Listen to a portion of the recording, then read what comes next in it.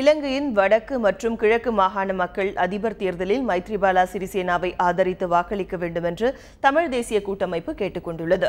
யாழ்ப்பாணத்தில் செய்தியாளர்களிடம் பேசிய அந்த அமைப்பின் தலைவர் தம்பிராசா, இலங்கையில் போர் முடிந்து 5 ஆண்டுகள் ஆகியும் சிறையில் உள்ளவர்கள் விடுவிக்கப்படவில்லை என்றார். வடக்கு மற்றும் கிழக்கு மாகாண மக்கள் தங்களின் மனவலி மற்றும் கவலைகளை நினைத்து மைத்ரிபால சிறிசேனாவுக்கு வாக்களிக்க வேண்டும் என்றும் அவர் கூறியுள்ளார்.